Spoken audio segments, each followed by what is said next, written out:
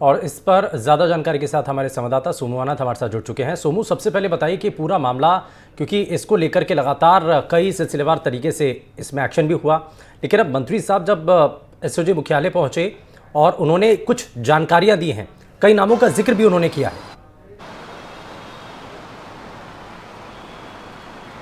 बिल्कुल, कई नामों का जिक्र किया है और बार बार इस ओर इशारा करने की कोशिश है कि अगर ये जांच सही तरीके से होती है तो पूर्ववर्ती सरकार में कद्दावर रहे कई नेता जो हैं उनकी गिरफ्तारी हो सकती है। जाहिर तौर पे कांग्रेस के नेताओं पर पेपर लीक से जुड़े जो माफिया हैं उनसे संबंध होने का आरोप भारतीय जनता पार्टी के नेता लगाते रहे हैं और आज भी वही करने की कोशिश किरोड़ीलाल मीणा ने की। हालांकि इसके साथ ही उन्होंने जो चिट्ठी भूपेंद्र सारन की 2022 की चिट्ठी दिखाई वो बहुत महत्वपूर्ण थी, क्योंकि उस चिट्ठी के हवाले से ये कहा गया था कि जो एसओजी के एक इंस्पेक्टर हैं और एक सिपाही, उसने 64 लाख रुपए की राशि जो है वो इनसे ली। और साथ ही साथ किरोड़ीलाल मीणा ने इस बात के भी आरोप लगाए कि एसओजी के जो वो इंस्पेक्टर हैं उन्होंने कई सारे दोषियों को बचाया, कई सारे निर्दोषों को फंसाया। और साथ ही साथ यह भी कहा कि अगर 15 दिनों के अंदर इन पर कार्रवाई नहीं होती है तो मैं सत्याग्रह करूंगा, यही एसओजी मुख्यालय में बैठूंगा। तो ये बहुत बड़ी बात है। अगर एसओजी मुख्यालय में किरोड़ीलाल मीणा 15 दिन के बाद बैठते हैं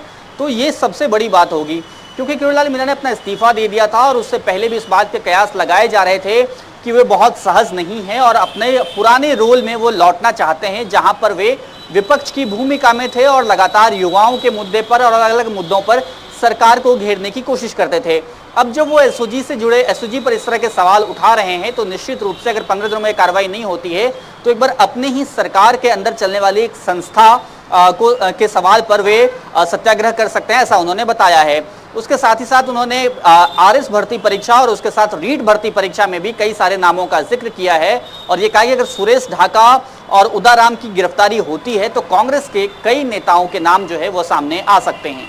आप अनशन करने की भी बात आप कर रहे हैं, यानी कि अगर इस मामले में 15 दिनों के भीतर अगर कोई कार्रवाई होती हुई दिखाई नहीं देती है तो ये कुछ साफ किया है कि क्या आप अनशन करेंगे, आंदोलन करेंगे, क्या किया जाएगा? देखिए, उन्होंने साफ तौर पर कहा है सत्याग्रह करेंगे। अब सत्याग्रह वो किस तरह से करेंगे, क्या आमरण अनशन करेंगे, भूख हड़ताल करेंगे, तो देखने वाली बात होगी। लेकिन इतना जरूर है कि 15 दिनों का अल्टीमेटम उन्होंने दिया है और जैसा कि उन्होंने जिक्र किया कि एडीजी वीके सिंह ने इस पूरे मामले पे अपनी जांच आगे बढ़ाने के लिए भी प्रयास शुरू कर दिए हैं। तो अब ये देखने वाली बात होगी कि एसओजी उन दोनों पर, खासतौर पर इंस्पेक्टर और जिस सिपाही का जिक्र किरोड़ीलाल मीणा ने किया है, उन पर किस तरह की कार्रवाई करती है। अब बिल्कुल, और ये देखने वाला बात होगी कि आखिर इस पर एक्शन क्या लिया जाता है, क्योंकि दस्तावेज सौंप दिए गए हैं, बाकायदा जानकारी दी गई है और जानकारियों के अंदर बाकायदा नाम के साथ वो जानकारी दी गई है। तो ये सुबह जाहिर तौर पर माना जा रहा है कि जो पिछली सरकार है उसमें कुछ कद्दावर नेता हैं, उनके ऊपर संकट के बादल आ सकते हैं। हालांकि जब उनसे सवाल भी पूछा गया तो किरोड़ीलाल मीणा ने कहा कि अभी सार्वजनिक करना ठीक नहीं है, क्योंकि आप नामों के बारे में और किनसे पूछताछ करनी है ये भी बता दिया गया है।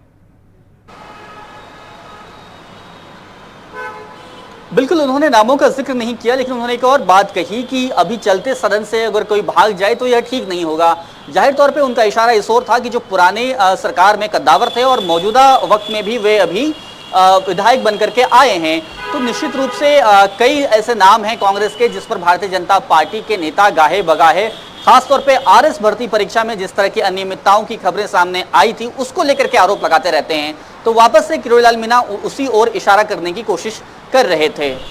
ठीक है, बहुत शुक्रिया सोमू इस पर जानकारी देने के लिए। तो